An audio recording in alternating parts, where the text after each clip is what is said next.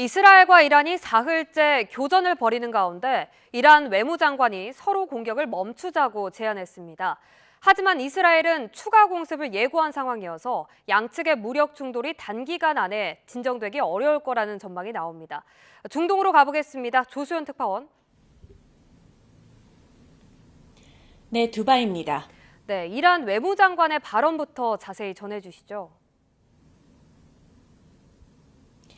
네, 아바스 아락치 이란 외무장관이 오늘 공개석상에서 한 말인데요. 아락치 장관은 이란은 전쟁을 원한 적이 없다면서 스스로 방어하기 위해 어쩔 수 없이 대응한 것이고 이는 전적으로 합법이라고 강조했습니다. 또 이스라엘과의 갈등이 영내로 확대되는 것을 원하지 않는다는 입장도 밝혔습니다. 그러면서 이스라엘이 공격을 멈춘다면 이란도 보복 조치를 중단하겠다고 말했습니다. 양국의 피해가 매일 커지는 상황에서 일단 상호 공습을 멈추는 계기가 될지 주목되는데요. 아락치 장관의 제안에 이스라엘이 아직 명확히 응답하지 않은 가운데 이스라엘군은 추가 공습을 시사했습니다. 이스라엘 군 대변인은 이란 전역의 군사무기 제조 공장 인근 마을에 거주하는 민간인들에게 안전을 위해 즉시 대피하라고 경고했습니다. 또 베냐민 네타냐후 이스라엘 총리는 이란의 공습을 받은 바티암 지역을 방문해 이란이 민간인을 공격한 데에 대해 큰 대가를 치를 것이라고 말했습니다.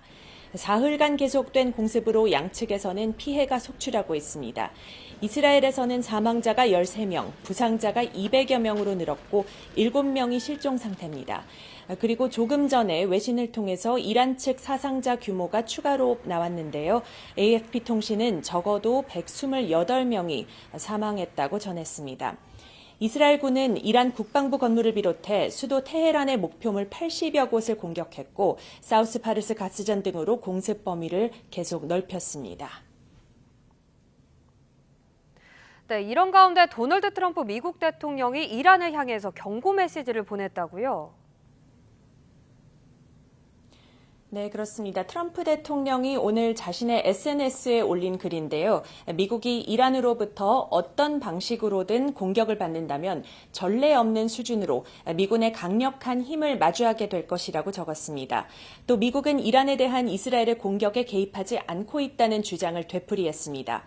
트럼프 대통령은 이란과 이스라엘의 협상을 중재할 가능성도 피력했는데 양측의 무력 충돌이 장기화할 거라는 전망이 나오고 있습니다. CNN은 백악관과 이스라엘 당국자들을 인용해 이스라엘의 군사작전이 몇 주 더 이어질 것으로 내다봤습니다. 파와즈 게르게스 런던 정경대 교수도 워싱턴 포스트에 이스라엘이 일방적으로 전쟁을 선포했다면서 작전 장기화를 예상했습니다. BBC 방송은 지금까지는 이란과 이스라엘 두 국가의 싸움에 한정돼 있지만 작전 장기화에 따라 확전할 가능성을 배제하기 어렵다고 내다봤습니다. 만약 미국이 이스라엘을 간접적으로 지원한 수준을 넘어서 직접 개입하게 된다면 긴장이 극도로 고조되고 파괴적인 결과를 초래할 수도 있다고 예상했습니다. 또 이스라엘이 이란의 핵물질을 파괴하지 못할 경우 이란이 오히려 핵무기 생산을 앞당길 가능성도 있다고 짚었습니다. 지금까지 두바이에서 YTN 조수연입니다.